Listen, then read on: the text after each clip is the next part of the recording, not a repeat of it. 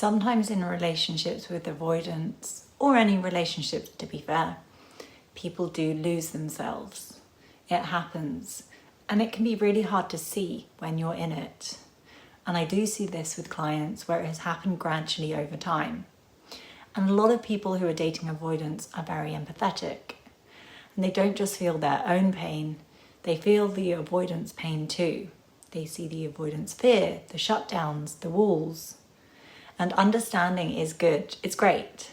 The deeper the level of awareness, the deeper the capacity for meaningful connection. But this does need to be paired with boundaries. And if you're losing yourself in the relationship, this is going to manifest in different ways, likely in all areas of your life. It's easy to say if you're overgiving, if you're the one doing all the work, etc. But what does this actually look like in reality? So here are some practical signs so you can be aware if you're losing yourself in the relationship. Number 1, you aren't honest with your friends and family about your relationship. Lying to your friends and family about your relationship or bending the truth to make it sound better than it is, this is a sign that something isn't right. You might think, they wouldn't understand. Now and again this can be true, but more often than not, it's that you know deep down you're not being treated the way you know you deserve. It probably also means that you wouldn't want your friend or family member to be in the same situation that you are. When you hide the full reality, you're not just protecting your partner, you're protecting your own attachment to the idea that the relationship is okay. It's a coping mechanism. So if you catch yourself doing this, I want you to take it as a real sign that something is off. Number 2, you've stopped doing things that make you feel alive. If you find yourself not doing the things that light you up, it's often a sign that you're living in emotional survival mode. Perhaps you really enjoy going for brunch with friends or exercising every morning or knitting. Whatever it is, it's usually a sign that you're maintaining the connection over your own joy and aliveness. And this is a form of self-abandonment. Instead of tuning into what you need, your focus shifts entirely to maintaining the connection, avoiding conflict, managing their emotional state. And this is especially common in anxious avoidant dynamics. And yeah, I do see this happen quite a lot. Over time, your identity shrinks and you feel very tied to the relationship because, ironically, you've given up a lot for it. Essentially, your nervous system is so focused on, are we okay, that it stops asking, am I okay? And you don't notice the shift at once. It happens gradually.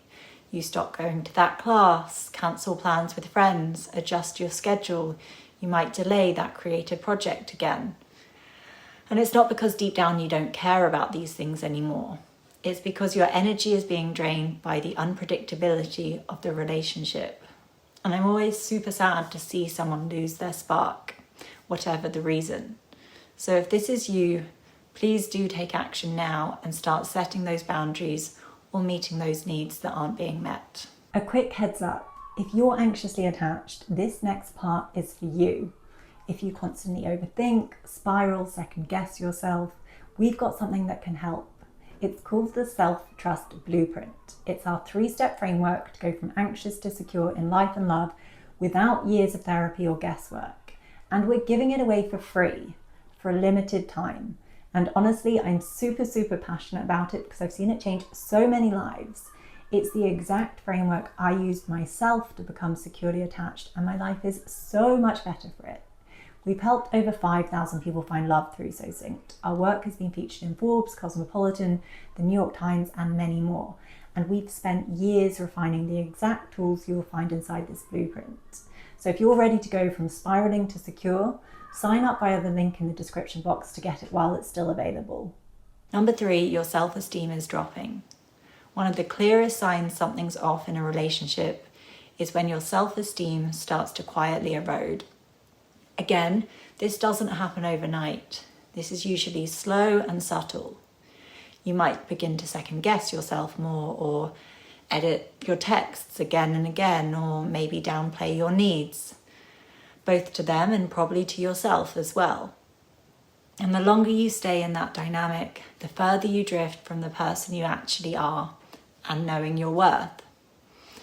And that disconnection doesn't just disappear when the relationship ends, and it follows you into all areas of life. You stop trusting your own instincts, you question whether your needs are valid, and the more you betray your truth, the harder it becomes to get in touch with what your truth really is.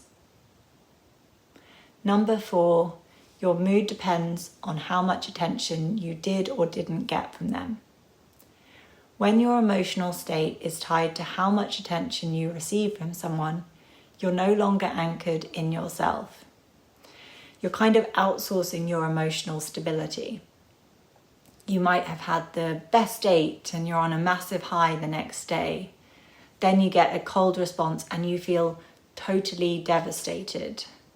Over time, you do stop thinking, how do I feel today? And you start thinking things like, did they reach out? What's their mood like? What's their energy like? And that shift is not good, because when your mood is massively tied to their behaviour, you're no longer in charge of your own inner world and peace. You've handed the reins over to someone else, often without even realising it. The more you rely on them to regulate your emotional state, the less capable you feel of doing it yourself. And that's not love. That's important. That's emotionally regulating through someone else. And I want to highlight that it's completely normal to respond emotionally to things that happen in dating and relationships on a day-to-day basis. That is normal. You're meant to feel, it's good to feel things. Emotions are kind of like a GPS in life, but there's a difference between emotional responsiveness and completely losing your center and being completely destabilized. It becomes a problem when every shift in your mood is dictated by someone else's level of attention or withdrawal. So yes, feel your feelings, but also ask, am I still in charge of my emotional center, or have I handed that power away? Number 5, you feel anxious more than you feel secure. And I purposefully left this one until the end because it is more of a nuanced point. So yeah, if your gut is always tight and you're always stuck in a loop of, are we okay? You're not in a safe, secure space. You're in a stress response. But, and here's the nuance, if you're anxiously attached, your nervous system actually is more sensitive to any signs of perceived abandonment. And this means that you can experience stress responses regularly on a daily basis, even in healthy relationships. Ultimately, if you're feeling more anxious than secure, it's a signal telling you that something isn't right. It could be the relationship dynamics, or it could be a sign that you need to work on becoming securely attached.